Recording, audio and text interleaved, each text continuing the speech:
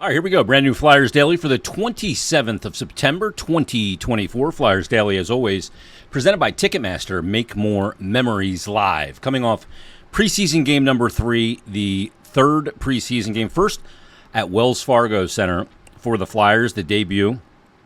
First time playing hockey at Wells Fargo Center for Matvei Michkov and Jet Lachenko. And Flyers get the home slate underway. They'll be back there coming up on Saturday against the Bruins. But a 2-0 win for the Philadelphia Flyers over the New York Islanders. Now, look, it wasn't a complete Islander team, but there were some legit NHL players in the lineup for the New York Islanders. Flyers had legit, and at this point in the preseason, you start to get kind of mixed groups, and then as we get later, they'll become more fully NHL ready. But a 37-save shutout for Sam Ersson, I don't care if it's a preseason game or not. That was a very impressive goaltending performance from Sam Ersson. Going into the third period scoreless, you don't see that very often in preseason hockey. You know, the structure of hockey teams and NHL teams isn't necessarily something that comes early. D-zone structure. Flyers' D-zone structure wasn't perfect. They gave up 37 shots.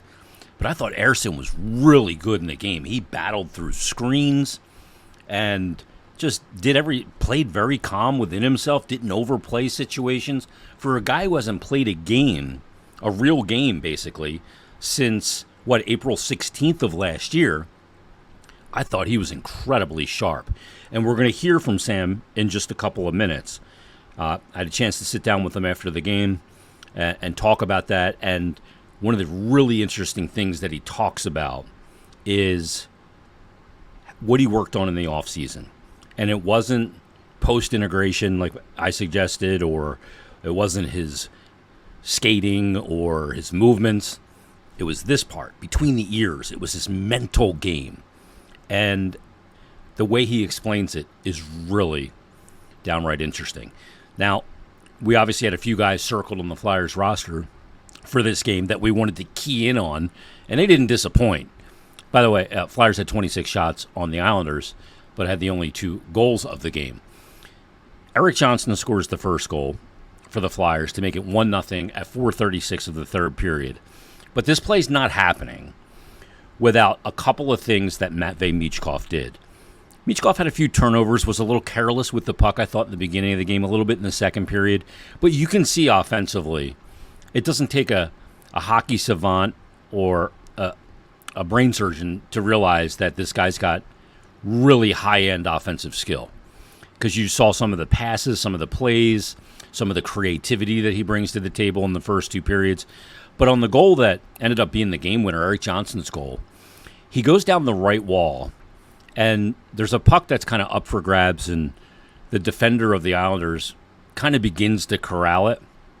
But Michkov is very tenacious on pucks. And despite the fact that his stick, I think, is extremely short, he's got a really good stick. He manages to use the stick and jar the puck free. Then he gathers it and gets his head up right away. And it does not take him long to figure out what his options are. Offensively gifted players, their brain in the offensive zone is like a supercomputer. It calculates everything very quickly.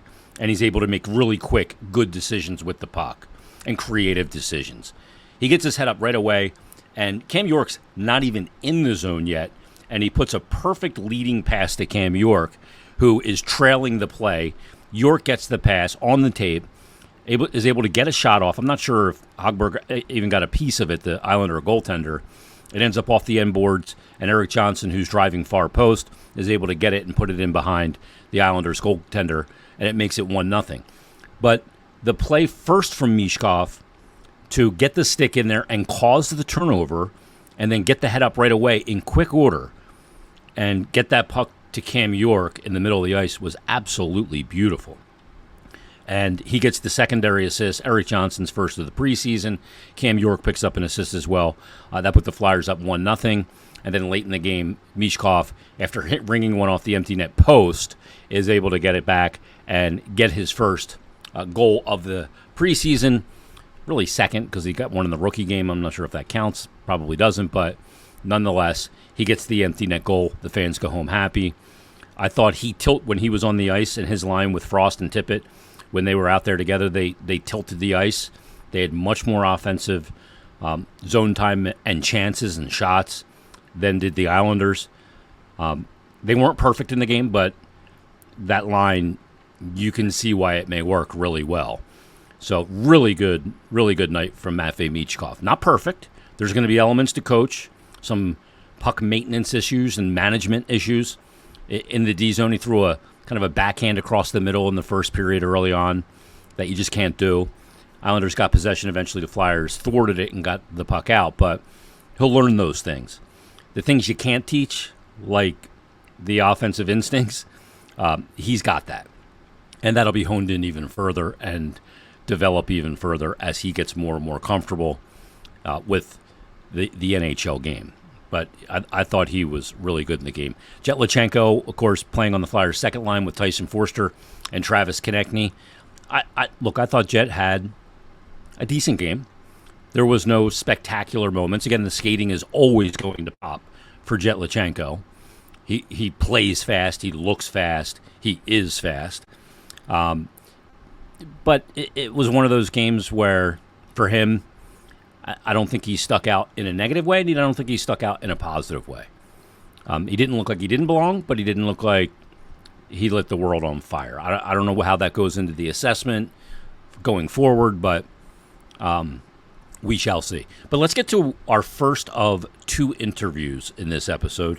First, we caught up with Flyers winger Owen Tippett. We talk about playing with Michkov, playing with a familiar face in Morgan Frost, and the 2-0 win over the New York Islanders. Here's my conversation with Owen Tippett. This Flyers postgame. Have you ever not shot on two successive 2-on-1 breaks? And would you do it in the regular season? Yeah, I don't know. I think it's all just situational. I think that the 2D in front of me kind of opened up that shot for Mitchie. I wanted to get him one. Very rare to see a preseason game end 2-0, 1-0 going into the final moments before the empty netter. It's a tight game out there. That's good to help you guys get prepared. Yeah, I think so. Obviously, it's nice to have those tight games, and I think against the Islanders, the way they play, it's the way we match up, and it's going to be a tight game no matter what. For you, adjusting to a player like Matvei, and you played with Frost before, you know his creativity, but you add a little more creativity with Matvei. Well, what's that process been like, getting to know kind of where he's going to be? And I don't know if you can know what he's thinking, but he's pretty creative. Yeah, it's been fun. Obviously, you can see the creativity, and the longer we play together, the more open it's going to be. And obviously, once we get used to each other, it's going to be fun. But he's got so much skill. He thinks the game well, and he can make those tight passes. So I think the more he gets comfortable and the more we kind of get comfortable playing together, the chemistry will come. I know there's a language barrier, but he speaks hockey. Is it pretty easy to kind of say, hey, I'm going to go here, you go here, on the bench and those kind of things? Yeah, obviously it's a little tough right now, English being his second language, but he understands the basics, who he's getting, and little plays, and it's easy now enough. We can grab the whiteboard or iPad and kind of show him instead of just trying to talk to him. So it's coming along. It's going to take some time, but he's a great player, and it's going to be fun. How do you feel like your game's progressing throughout the camp and kind of getting back into the swing of things and all that comes with it, and knocking off the rust, getting the head dialed in with the feet and the hands and everything else? Yeah, I think obviously tonight felt better. Obviously the first game you're trying to get your timing back and like you said, speed, feet, hands, everything. But tonight felt better, and just looking for a little progression throughout camp. Tip, thanks for doing this. Good game tonight, and look forward to the next one. Thank you. Thanks, man.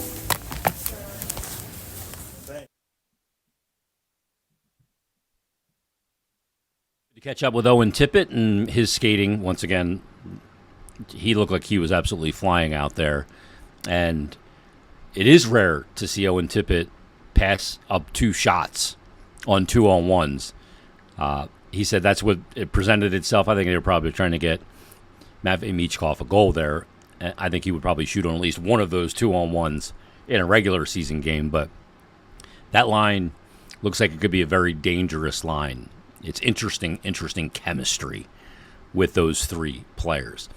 Really, though, other than Michkov, the player of the game was Sam Ersson, to make 37 saves on 37 shots in a preseason game when all he's played is scrimmages so far. And there is a difference for a goalie playing in a scrimmage than playing against an actual opposition. And also going back into the arena and the spatial awareness that comes with it. We talk about all that and more. Here's a good conversation I love talking goaltending. You guys know that. With Sam Ersson, and I got him to bring his new mask. We break down the artwork on Sam Ersson's new mask. Here's my conversation with the Flyers goaltender. It is Flyers postgame, and coming off a preseason shutout. Preseason shutouts don't happen very often. Sam Ersson, great game. Thank you very much. It was definitely nice to get the shutout, but it's only preseason. But Sammy, it was 36 saves. It's not one of those little token shutouts. That's a legit shutout. Yeah, it was always nice to kind of get a good start of the year. It's been a long time since I played an actual game, and you kind of even when you do scrimmages with the team in practice, it's not the same feeling, So it was very nice to get a good start here. We were talking about this at the intermission. There's a little bit of a spatial awareness adjustment too. You're playing those scrimmages at the training center, and there's a lot of people there checking out the scrimmages and practices, but it's not an arena, so there's a little bit of an adjustment there. 100%. I think you've been missing that, the fans and everything. Even though we've had some good turnouts for our scrimmages and at the practice rink as well, but it's a lot of things that you kind of get used to again. But like I said, it was a nice start. It was like you were jumping back on the bike and had no problem riding it. You go through the practices. I always say this, that hockey practices are never designed for goaltenders, but some of the drills are just completely unrealistic. To get into game action again and to have that start, that's something now you can build on moving towards the opener. Yeah, 100%. I think just seeing more, we haven't done a whole lot of box play and stuff like that in the practices. It's been more just kind of hard work and getting back into the rhythm of things in the practice. So that's also nice. And like always, there's that element of the with the screens and everything in front. It just happens and develops a little bit different than it does in practices. There's more urgency. I thought you really battled through screens in this game. I saw in the second period, or in the first period rather, lunging through a screen to make a blocker save. You were reading pucks low through screens as well. Talk about the structure that was in front of you, because in the beginning of the year, teams in the NHL aren't known for lockdown structure, so it can be a little bit more of a variable. Yeah, definitely. I think the Islanders, they're usually a pretty good team, with their net front presence and big. Yeah, they got some big guys there who are hard to move. So I think it's a good challenge, and it's good to have that as a first game to kind of get that feeling again and be like, okay, I really got a battle to see the puck here. You went into the offseason, you had a lot of games under your belt last year. Did you go in with any plan that, I want to work on this, my edge work or skating or box moves, post-integration, anything like that? Was there anything in particular you really wanted to focus on? I think there's a whole bunch of things that you kind of been... You learned a lot last year. Yeah, definitely. I think I kind of talked about that a little bit. Obviously, the biggest thing is more the mental side of it, the how you handle the schedule and the how it's 82 games a year, so it's tough and you play a lot.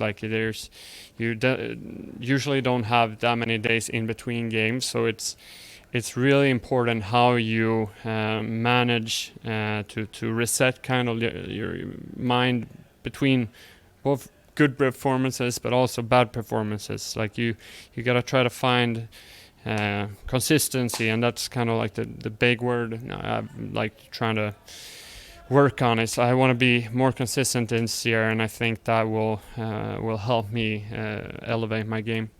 How to recharge mentally and emotionally too, because you don't want one game, if it's a rough performance, to turn into two. You want to be able to reset. Let's talk about the new helmet, the new mask. Absolutely. First of all, you went with a gloss on this one. You didn't go flat. So hold that up so the camera can see. This is unbelievable. What went into your design? What kind of instruction did you give to your artist? Dave Art, he does a great job. He's Swedish, so it's kind of nice for me to work with a fellow Swede. It's pretty similar to what I did last year, actually. I like the more black design. I think I think it pops a little bit more, and like you said, I went with the gloss this year. I think just try something different, and I know I actually try to use like a white cage on it for in the start, and like it was so weird to me. I felt like I couldn't see the puck, which is very weird because you'd think Contrast. Yes, exactly. So, but no, I'm very, very happy with it. You can go with the white cage and paint it black on the inside. Some guys do that just because of that contrast. You got the Liberty Bell on the top, the Flyers here on the crest, and then City of Brotherly Love on the sides. And I love the drips that coming down like melting ice. That's pretty cool. Dave does a great job, and that's a phenomenal mess. Well, what's on the back plate? I don't really have. You got to go like custom. You got to go vanity back plate. I know. I got to do something a little bit more. I know a lot of guys sometimes do like a little bit more of a personal touch on the back, but for me, I think I just let Dave do whatever he wants with it. You come up with it, Dave. I'll wear it. It's gonna be good. Yeah, exactly. Well, it's awesome. I know some guys, put like a little saying or something like kind of the way they reset mentally or stuff. Write it on their blocker just to remind themselves. Sam, great start, man. Really appreciate it. Thanks for doing this, and we'll be talking again. Yeah, awesome. Thank you very much. Thanks to Sam Ersson, who's always more than kind with his time when it comes to talking to me, because we're going to go pretty in depth when it comes to goaltending. I've talked about it. Goaltending's a huge question mark coming into this year. Sam Ersson showed last year he had a 30-game stretch where he was unbelievable. He, like the whole team, struggled down the stretch, but there was a key, and I've talked about this with Sam at his exit day interview last year and over the summer, that there was one particular, really his last two games, but the game 81 last year against the New Jersey Devils, the Flyers won that game 1-0. And this was a time when they had lost 9 of 11 games. They were leaking oil down the stretch. They were giving up a ton of goals, a ton of chances. And he was able to battle and win a 1-0 game in game 81 when they needed it. I thought that was really important. He only gave up one goal in the last game 82 against the Caps. The second goal was an empty net goal, which turned out to be the game winner for the Caps and punched their ticket to the postseason because the Flyers had to pull the goalie in the second period. They had to win the game. But all said and done, 37 saves on 37 shots for Sam Ersson. Heck of a performance to kick off his preseason. Really, really well done. Also, in the news department, we got credible reporting yesterday that Alexei Kolosov is now probably here, was en route, according to his agent Ken Milstein, that he was en route to join Flyers camp all of a sudden. So how does this play out? Now that he's going to join the mix, they signed McAnemy. They have Cal Peterson. Do you keep 3 goalies? I think you can keep 3 goalies for a very short period of time. 3 goalies is not ideal. It's not like having an extra forward. First of all, in practice, there's only 2 nets, and each, the starter and the backup, need their reps. What does the third goalie do? Kind of stands on the side and looks weird and feels weird. And then the 2 guys that are in the net, they feel kind of weird too, because there's another goalie just standing over there. While you need your work, you can't give up the net. You don't want them just standing over there. It's an uncomfortable feeling. Plus, a third goalie not getting full-time reps in practice, getting to work with the goalie coach, but not playing, does not help development. And frankly, all 3 goalies need to play. Sam Ersson needs to play. He'll be the starter in the NHL. Ivan Fedotov needs to play. He's going to be the backup, and if he performs well, see pretty decent amount of games. And Kolosov needs to play, but he may need to play in the AHL. So we'll see how that all pans out. I'm happy to hear that he's coming over. I want to see him. I want to get eyes on. I want to see his game where it's at and where it needs to go. I still need to see that from Ivan Fedotov as well. Fact of the matter is this. If he comes over, it drives more competition at the position. And to me, competition at a position in sports is always good. Competition at the goaltending position is very good. I think it drives guys. I think it drives the right guys the right way. I thought it drove Sam Ersson last year when Carter Hart was still here. So where does this go? We'll see. Ultimately, the guys that are playing the best the 2 that are playing the best are going to be the ones with the Flyers, I think. Whether that's Ersson and Fedotov, whether that's Ersson and Kolosov, whatever the combination is, I think that's going to be the case. Also, want to take a couple questions for this episode. Got a few on Twitter. Josh White said, with the success the Flyers had last year on the rush, do you want them to build even more on that or try new ways to score? We know their counterattack is dangerous, so perhaps there's an opportunity to incorporate other parts to their game. Last year that was a big surprise at how fast the Flyers played and attacked in transition, and they were rewarded for it. I think they were the second highest scoring team in transition in the NHL last year. And coming from the year before that, I thought they maybe had like 3 or 4 goals in transition the entire season, so it was a shock. I think, I think they should build on that. I think they should continue where they were last year and push it even further. But I do also think that they got to figure out other ways to create offense.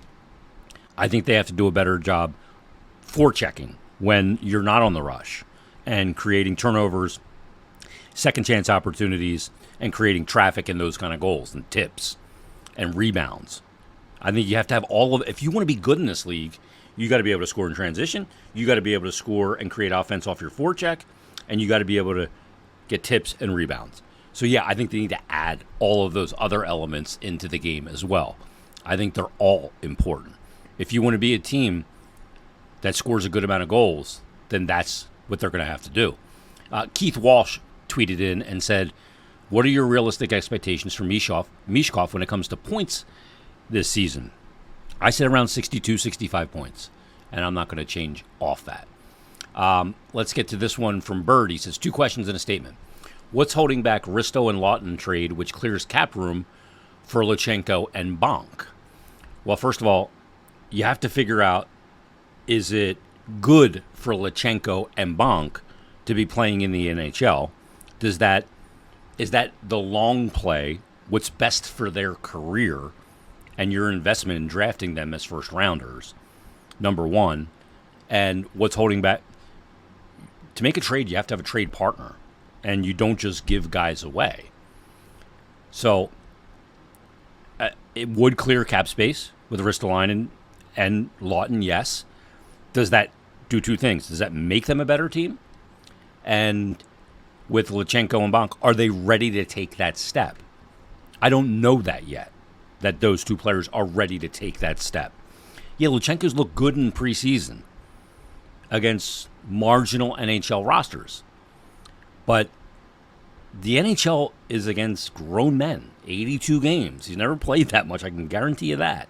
And while he is fit and he's got a lot of muscle on him for an 18-year-old, you don't just walk into that league and have it be easy. It's not easy.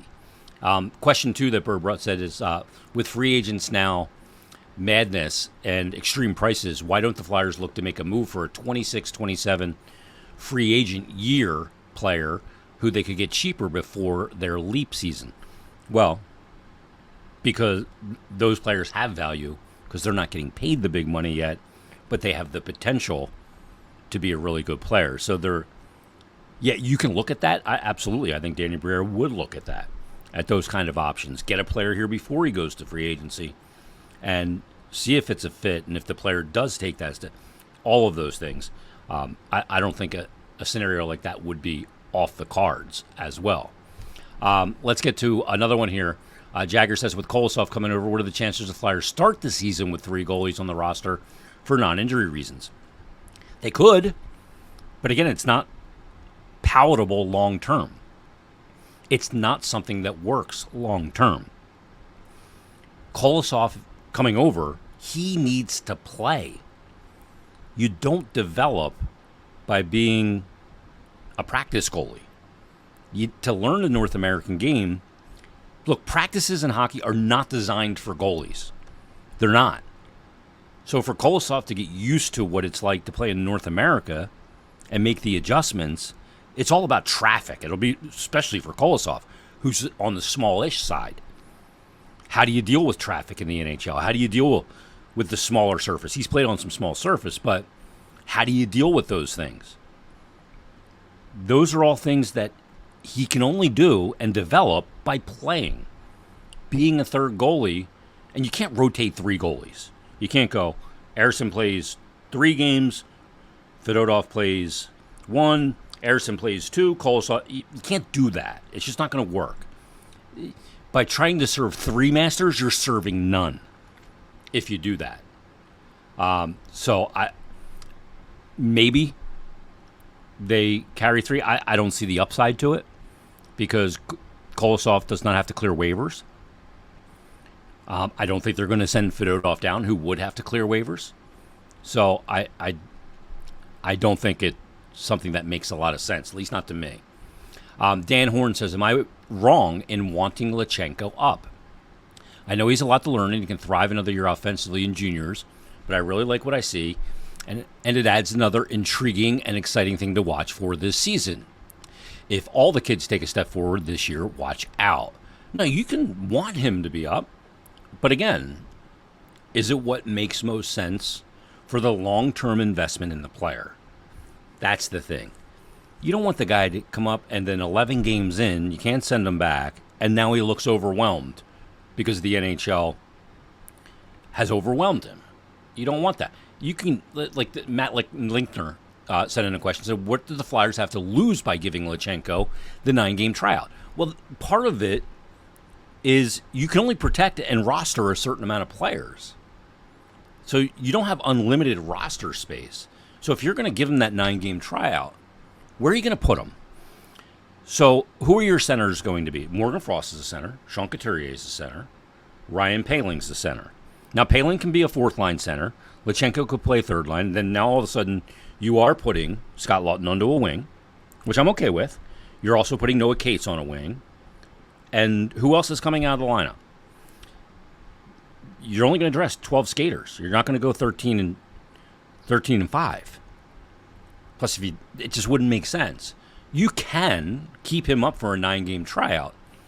And here's the thing. I think whether he gets a couple NHL games and goes back, whatever the scenario it may end up being, the good news is this, is that what he has shown in this camp, and we'll wrap up on this, is that he is probably going to be a 1 year in juniors to the NHL guy, kind of like Konechny was.